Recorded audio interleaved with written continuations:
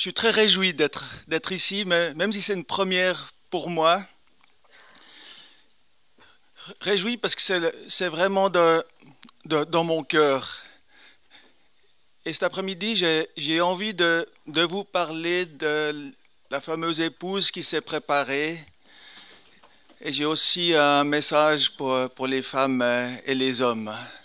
J'aimerais commencer par un texte dans 2 Corinthiens 11, à partir du verset 1. Et on va parler un peu de folie cet après-midi.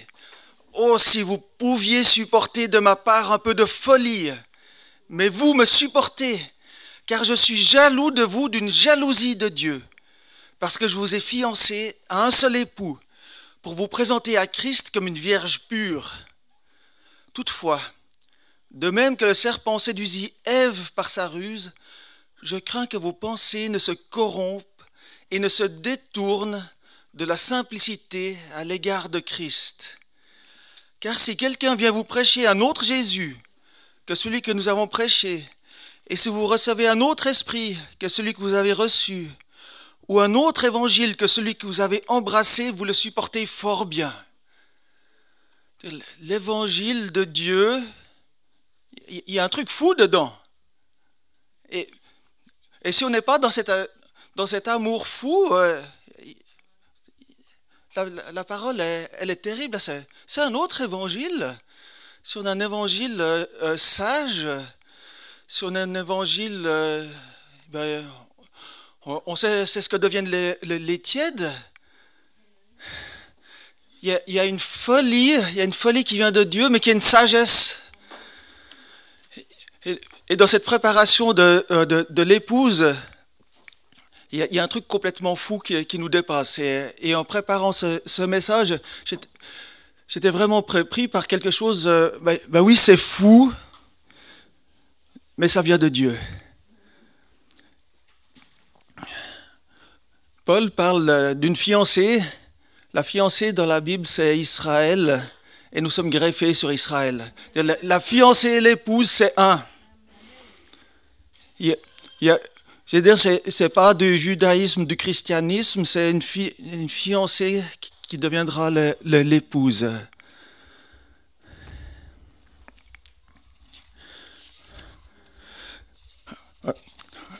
Alors c'est marrant, quand j'ai préparé mon message, hier soir, j'ai dit à Dieu, j'ai préparé plusieurs parties, il faut prendre laquelle, et puis ce matin, je me suis réveillé, la première chose qui m'est venue à l'esprit, c'est « prends tout ».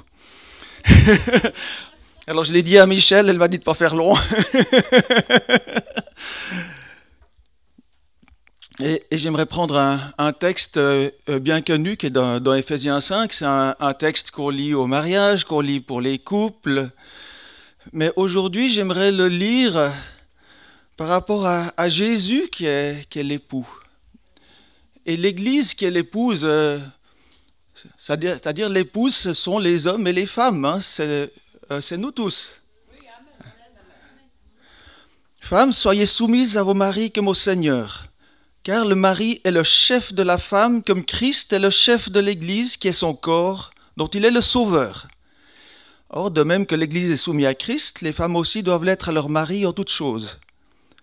Marie, aimez vos femmes, comme Christ a aimé l'Église et s'est livré lui-même pour elle, afin de la sanctifier par la parole, après l'avoir purifiée par le baptême d'eau, afin de faire paraître devant lui cette Église glorieuse, sans tache ni ride, ni rien de semblable, mais sainte et irrépréhensible.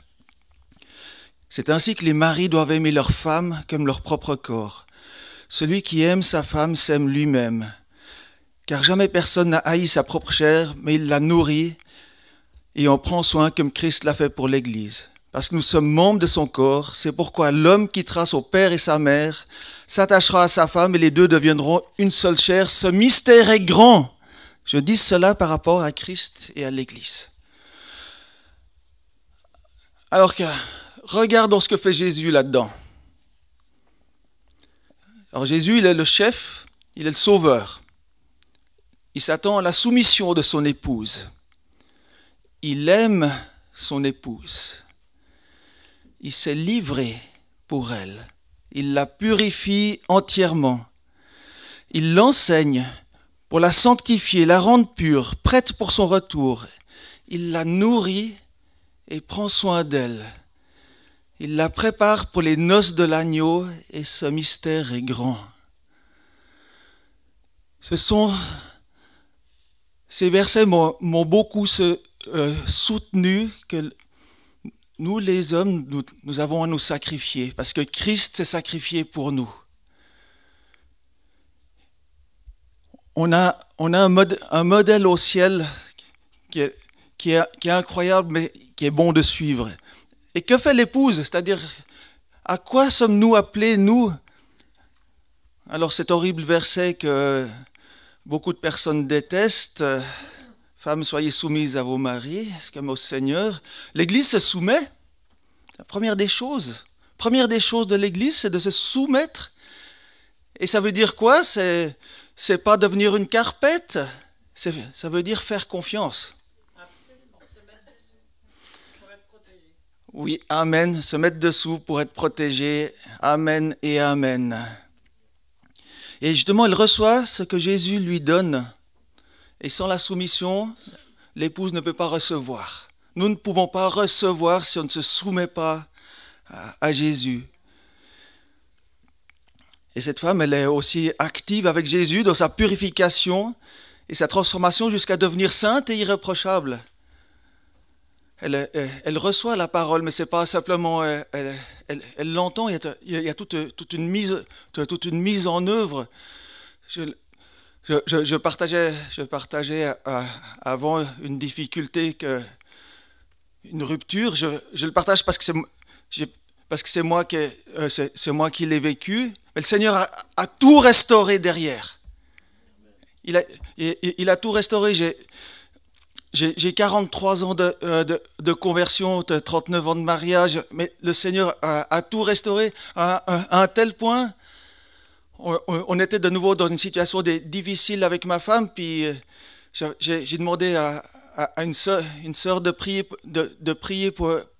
pour elle, prier pour moi. J'étais exaucé le soir même. On a découvert avec ma femme qu'on est les deux des adorateurs. L'ennemi avait réussi à mettre une distance qui a été enlevée. En fait, elle prie tous les jours pendant des heures. C'est une intercesseuse. Elle prie.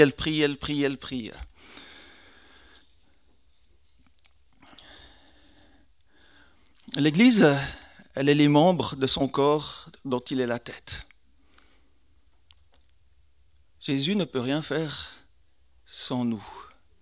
Et nous ne pouvons rien faire sans lui. Ça nous est dit, sans moi, vous ne pouvez rien faire, mais il a besoin de jambes, il a besoin de bras. J'en parlerai plus tard encore sur les jambes et les bras. Et l'Église quitte son père et sa mère, c'est-à-dire que les liens terrestres deviennent secondaires. Moi, je ne viens pas d'une famille chrétienne. Entre guillemets, c'était évident de mettre Jésus au-dessus, mais quand on vient d'une famille chrétienne, quand on a des frères, des sœurs, quand l'Église et la famille s'est mélangée, non, on quitte père et mère pour mettre Jésus au-dessus, toujours. Et cette épouse s'attache à Jésus. L'attachement, je veux dire, c'est progressif, c'est de plus en plus fort. Je veux dire, quand je me suis marié, moi j'étais fou amoureux de mon épouse, mais je suis plus attaché à elle aujourd'hui. On voit cette fameuse épouse qu'elle s'est préparée. C'est dans Apocalypse 19, verset 7. C'est tout à la fin de la Bible. On est à la fin de l'histoire des hommes. Réjouissons-nous, soyons dans l'allégresse et donnons-lui gloire, car les noces de l'agneau sont venues et son épouse s'est préparée. Il lui était donné de se revêtir d'un fin lin éclatant, pur, car le fin lin, ce sont les œuvres justes des saints. Je vais prendre un moment pour parler des habits. Là, il y a un habit qui sont les œuvres justes des saints, qui sont d'ailleurs les mêmes œuvres c'est Éphésiens qui nous en parle, je crois que c'est 2,28, qui nous dit qu'on a des œuvres préparées à l'avance pour nous. Pour chacun de nous, on a des œuvres et l'épouse a aussi une œuvre préparée à l'avance.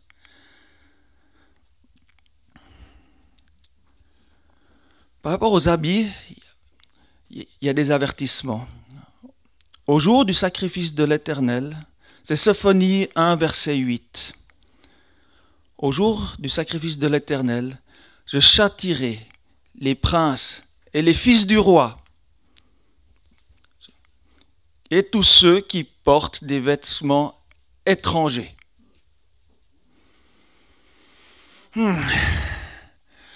On ne peut pas ne pas être transformé.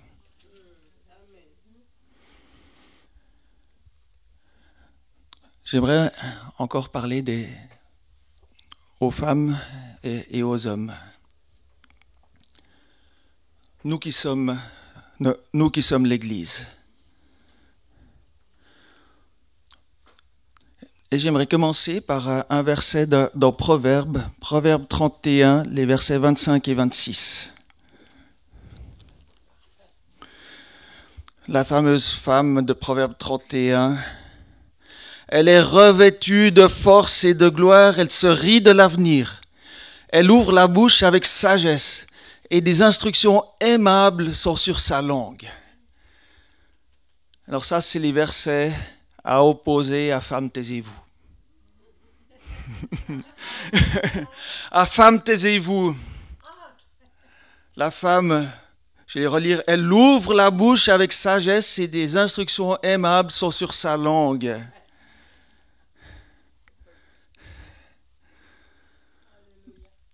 La femme a été créée pour l'homme. On sait ça pour Genèse. Alors peut-être que vous me direz, mais moi je ne suis pas marié, moi je n'ai pas de mari.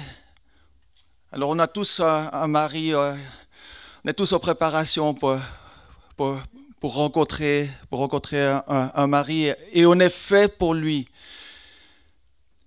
Et j'aimerais apporter un petit témoignage.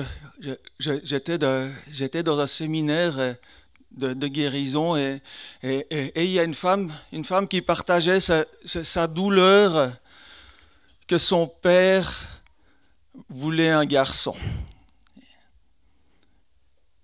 Je pense qu'elle n'est pas la seule. Elle partageait ça et moi j'ai reçu une vision à sa naissance. Je voyais les cieux et dans les cieux ça criait « Ouais, c'est une femme !» Je voyais les cieux pleins de joie. Puis j'ai dit, mais je veux dire, ça m'a travaillé parce que c'était pour elle, mais il y a une joie qui va plus loin pour la femme. Il y a une joie qui va plus loin pour la femme, c'est que le Seigneur, il s'est réjoui quand il a préparé une femme pour Adam. Et le Père se réjouit parce qu'il prépare une épouse pour son fils. Il y a vraiment de la joie dans les cieux pour les femmes. On est dans un monde contraire. Je veux dire, on vous a vendu l'indépendance du mari comme une bonne chose. Femme, vous ne pouvez être heureuse qu'indépendante. Vous ne pouvez être heureuse qu'en ayant votre revenu, qu'en ayant votre salaire. Parce qu'on ne sait jamais ce qui peut arriver. Vous pouvez vous retrouver divorcés. N'ayez pas besoin d'un mari. C'est un plan sataniste derrière. Il faut savoir que c'est un plan sataniste et c'est un plan qui s'oppose justement à cette femme, qui s'oppose finalement à l'épouse qui se prépare. Si nous sommes dans l'indépendance de l'homme, enfin, je parle aux femmes, si vous êtes dans le besoin d'indépendance de l'homme, alors je parle pas de la mauvaise dépendance, je parle pas d'avoir besoin d'un mari, je parle pas d'exister. Certaines femmes ont besoin d'exister au travers des yeux d'un homme. Je parle pas de ça. C'est une mauvaise dépendance. Mais l'indépendance qui rejette la moitié de l'humanité, non. Et j'aimerais parler des modèles de femmes dans la Bible. D'abord, c'est quelque chose qui m'est venu, que j'ai eu à cœur. Et puis ma première réaction, c'est de me dire, attends, la Bible, c'est Moïse, c'est David, c'est Salomon, c'est Jésus, les apôtres. Non, il y a aussi des femmes dans la Bible. Et il y a des modèles de femmes. Alors, il y en a peut-être un peu moins, mais en fait, elles sont toutes là, des moments clés. Et je n'ai retenu que quelques-unes. Ève, ben oui, la création, c'est un moment clé. La femme de Noé, elle était là. Je fais une petite parenthèse pour la femme de Noé. Quand le Seigneur a dit à Noé, pour sortir de l'arche, il lui a dit, tu sors, tu prends ta femme avec toi, et tes fils, chacun leur femme, ils sortiront avec leur femme. Et Noé, il a fait quoi? Il est sorti avec les fils, j'ai envie de dire, il a fait ce qu'il connaissait, ce qu'il avait l'habitude de faire. Mais l'habitude, non, l'épouse qui se prépare, c'est pas l'habitude, c'est pas les habitudes, même les habitudes ecclésiales, ça peut être les pires. Il y a eu Déborah, la seule femme juive. Il y a eu Ruth. On en a parlé hier. Anne, la maman de Samuel. Il n'y aurait pas eu Samuel sans Anne. C'est juste ça, ce prophète tellement important. Il a fallu qu'une femme souffre et crie à Dieu. Il y a eu Esther. Esther qui a amené une grande délivrance pour tout le peuple. Oh là là. Et Esther, c'est aussi prophétique, elle a fait quoi? Elle s'est préparée pour son époux. Pendant des mois, des crèmes, des bains. Les parfums, l'épouse sans tache ni ride. Il y a le cantique des cantiques. Ah là là. Je ne vous cache pas, pour moi, c'est encore le livre le plus mystérieux. Et je me réjouis que le Seigneur me révèle. Je sais que j'ai des révélations à recevoir du cantique des cantiques. Et Marie, alors je ne vais pas parler du culte de Marie, mais Marie, c'est quel personnage? Alors Marie, la maman de Jésus, je vais parler de la maman de Jésus. Ah, elle était disponible quand l'ange est venu vers elle. Elle n'a pas dit, écoute, je suis trop jeune, je ne suis pas assez ci, je ne suis pas assez ça. Elle a dit que ta volonté soit faite, elle était prête. Waouh, quelle femme! Il y a quelques années, j'avais reçu une image par rapport au masculin et au féminin. Une image du corps, et les femmes, vous êtes des bras. Vous êtes des bras, c'est-à-dire que vous avez besoin de prendre soin. C'est pas uniquement pour les mamans. C'est prendre soin des personnes qui vous sont confiées. Et si on parle de force, alors ok, les bras ont moins de force que les jambes. Vous devinez que les jambes, je parlerai des hommes après. Ouais. Ok, il y a moins de force, mais quelle force vous avez dans vos bras? Oh là là, arracher un enfant à une femme, et puis voyez quelle force elle a. Alors ça date un peu, mais ça m'avait frappé à l'époque. Moi, avant d'être chrétien, j'étais à l'extrême gauche. Hein, je trouvais qu'il n'y avait pas de parti suffisamment à gauche. Et puis, il y avait une dictature abominable en Argentine. Enfin, euh, Pinochet, c'était au Chili. En Argentine, c'était Videla. C'est cette dictature qui était d'ailleurs influencée par les ex-nazis. Il y a beaucoup de nazis à la fin de la Deuxième Guerre qui sont partis en Amérique du Sud, en Argentine notamment.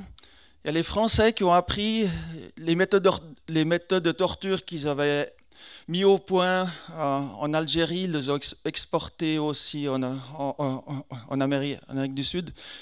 Puis cet horrible gouvernement, ils avaient fait quelque chose de particulier. C'est que dans les gauchistes, il y a beaucoup de jeunes, hein, et ils avaient arrêté des femmes enceintes. Et ils ont pris les enfants de ces femmes pour les donner aux femmes des généraux qui étaient stériles. Et ça s'est su. Ça s'est su, et il y a des grands-mères, puisque les mères étaient mortes. Hein. Je veux dire, il y a eu 30 000 disparus à l'époque. C'était affreux, ils les jetaient en paquets dans la mer depuis l'hélicoptère. Mais ces enfants, ils étaient accueillis dans des familles, entre guillemets, qui les aimaient. Et ces grands-mères ont commencé à protester. Elles se réunissaient, je crois, tous les mercredis sur la place principale de la ville à Buenos Aires. C'était la place Domé. Et ils ont commencé à dire « Rendez-nous nos enfants, rendez-nous nos petits-enfants ». C'était les grands-mères. Ces grands-mères ont fait tomber le gouvernement. Alors quand on parle de la force des bras, je veux dire, ces grands-mères avaient compris qu'on avait assassiné leur fille, mais que leur petit-fils, leur petite-fille étaient vivants. Et en plus, accueillis dans les familles des tortionnaires des parents. C'était affreux, mais alors c'est clair que le Seigneur était avec elles. Je veux dire, les bras de la femme, je ne sais pas s'il y a une puissance qui peut résister au bras de la femme quand Dieu est avec elle. Hein.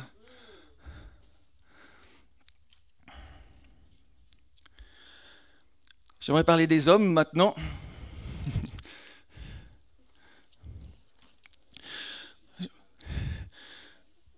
Je commence par un texte dans 1 Thessaloniciens 2, les versets 6 à 8. 1 Thessaloniciens chapitre 2, versets 6 à 8. Nous n'avons point cherché la gloire qui vient des hommes, ni de vous, ni des autres. Nous aurions pu nous imposer avec autorité comme apôtres de Christ. C'est Paul qui parle de son équipe à une des églises qu'il a formées. Mais nous avons été pleins de douceur au milieu de vous, de même qu'une nourrice prend un tendre soin de ses enfants. Alors les hommes qui disent les enfants c'est l'affaire des mamans et la douceur c'est pas pour nous. Alors je parle de nouveau, je ne parle pas de la fausse douceur, de la fausse douceur qui est en fait un mélange de lâcheté, de peur de la confrontation et de ne pas savoir qui on est. C'est pas la douceur sans force. Ma fille qui est coach sportive me disait, elle est impressionnée dans les piscines. À l'heure actuelle, les jeunes femmes ont des corps musclés et les hommes, oh là, les hommes, même les jeunes hommes sont voûtés, marchent sans force, sans jus. Et les femmes sont, je sors du fitness, du crossfit, j'entretiens mon corps. Je ne parle pas de cette fausse douceur-là.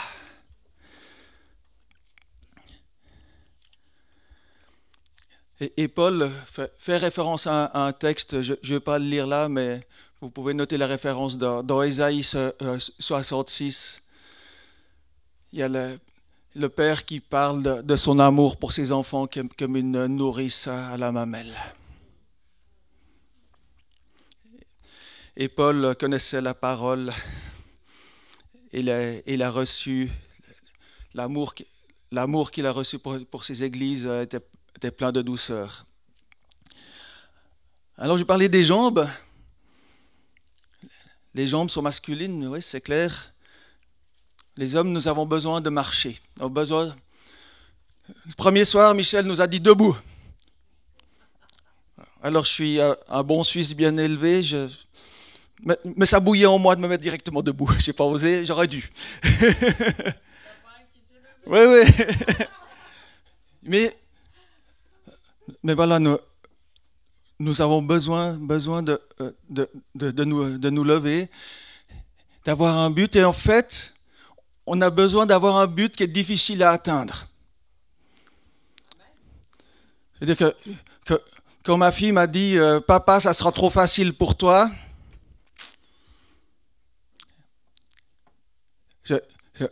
j'avais compris que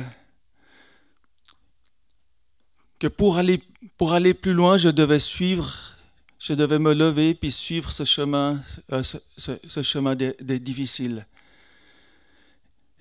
Et je vais faire un court témoignage par rapport à ça.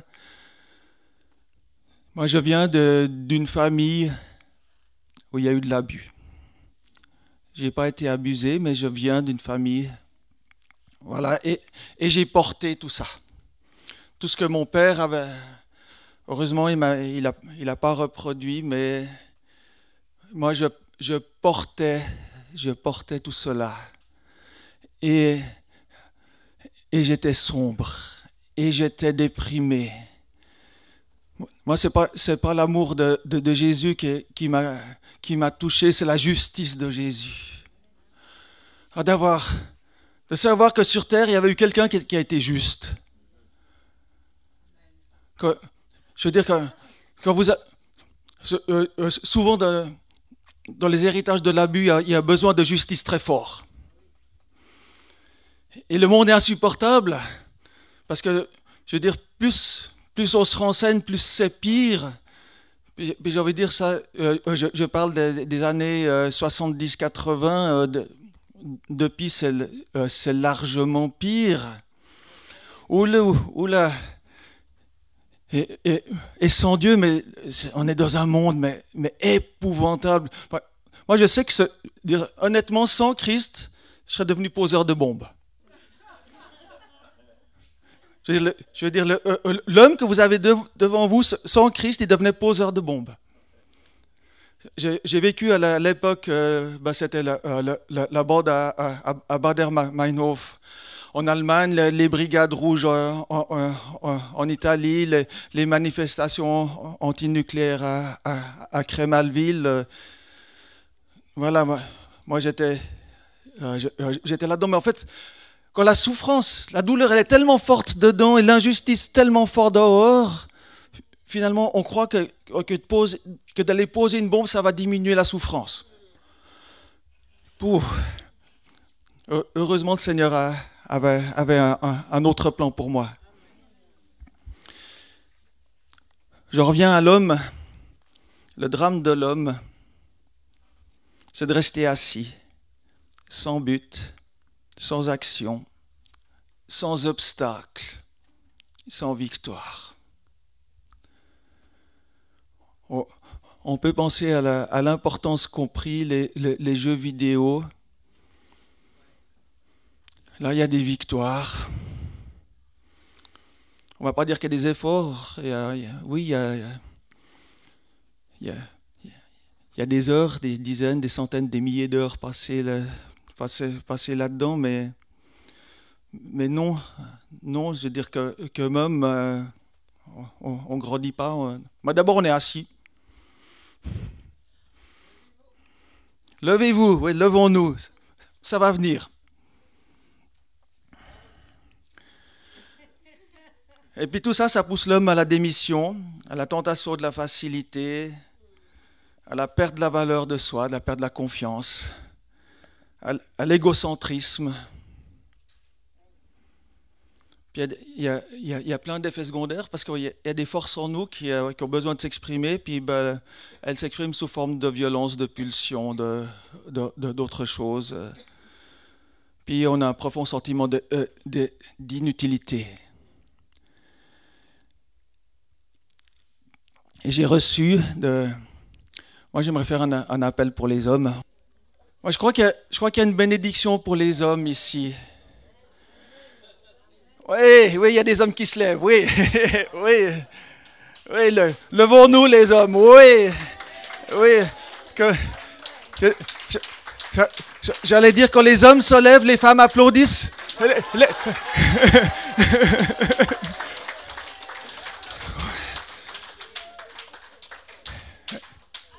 Et il y a une onction. Au début, je croyais que ça allait être une onction de force et de douceur, mais il y a une première onction qui est une onction de douceur, mais de vraie douceur. Parce que j'entends quoi de la part des hommes? J'entends, j'y arrive pas. J'entends, j'aimerais recevoir de l'esprit, j'aimerais participer à la louange, mais j'y arrive pas. Ça me touche pas. On a besoin de recevoir de cette douceur d'en haut, de cette douceur d'homme, de ces tripes que Paul parle. C'est de ça que nous avons besoin. Et notre vraie force s'exprimera après. La force sans la douceur, c'est la dureté, c'est pas de Dieu. Jésus disait de lui-même, je suis doux et humble de cœur. C'est ça la vraie onction que nous avons à recevoir, c'est d'être doux et humble de cœur. Et voilà, avancez mes frères.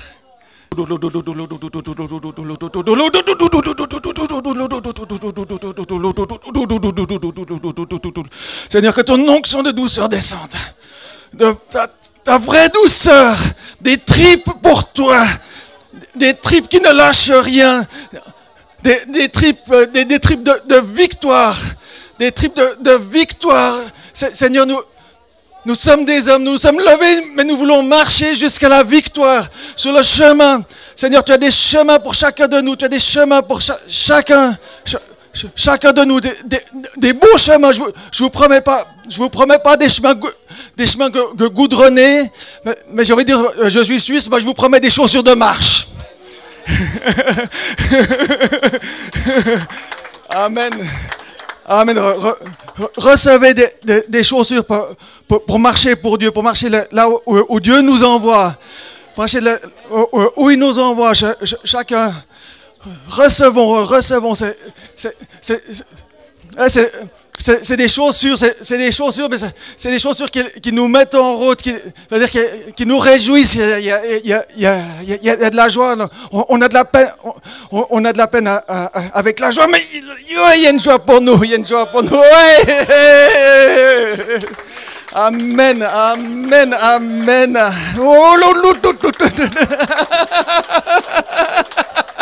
Ouais, mes frères. Ouais.